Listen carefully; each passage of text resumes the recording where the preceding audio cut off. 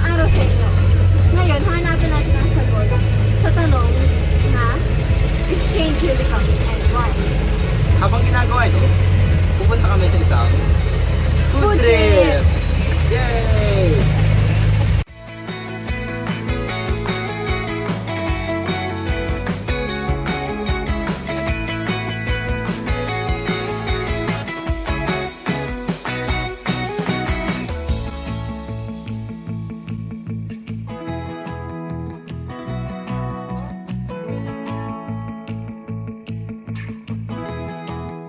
Yung tanong ko is change really coming and why? And darating po ba talagang pagbabago? May pagbabago yan kahit pa paano. Gaya sa drugs, baka medyo mabawasan yan, di ba? Saka yung mga pandyan, mga hold-upan, medyo natatakot sila. Siguro may iwasan yan dahil sa natin sa bagong presidente, ang datingan niya, tapang hindi maganda na ang mga nangyayari dito. Yun lang. Thank you po. Thank you po. Sana nga yung pagbabago, no? Opo. Kahit Sana nga paano, po.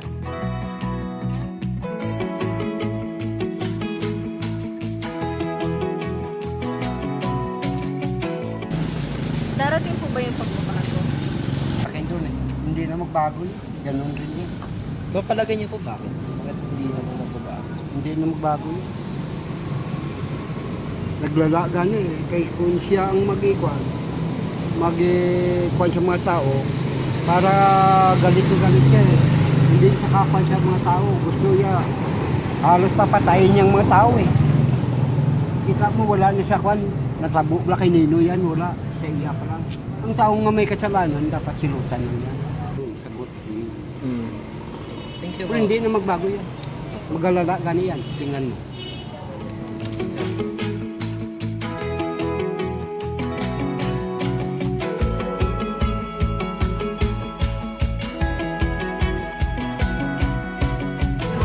Feel ko change kasi sobrang dami na talaga nagbabago since yun nga, si Duterte yung nag-elect. Well, ayun nga, siguro nga po nag-cooperate yung mga tao ko.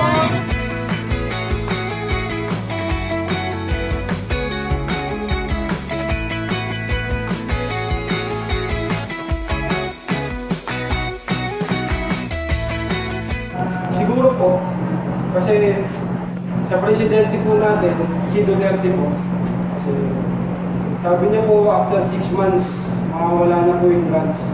Sana po magkatotoo at sana po talaga may pagbabago. Yun lang po. Thank you po. Hello ulit. Patawad na hindi kami nakapagpaalam kahapon sapagkat naubusan kami ng baterya. Ngayon, balikan naman natin ang mga sagot ng mga ating mga interview. Lahat ng kanilang mga sagot ay tungkol sa pagiging presidente ni Duterte. Oo nga naman, yung tanong ba naman natin halos parehong-pareho sa slogan na ginamit ni Duterte sa kanyang pangakampanya. Karamihan sa mga na-interview ay naniniwala na darating ang pagbabago na kaya ni Duterte ang padisiplinahin ang mga Pilipino. Pero meron din naniniwala na hindi magbabago ang lagay ng Pilipinas, na nandito pa rin ang krimen kahit na magbabago ang administrasyon ng Pilipinas. Pero kahit na nag-iiba ang mga opinion ng mga tao, umaasa pa rin tayong lahat. Nagaganda ang sitwasyon o ang kinabukasan ng Pilipinas. Ayun lang, maraming salamat sa pagpapanood at sana may natutunan kayo. Alam!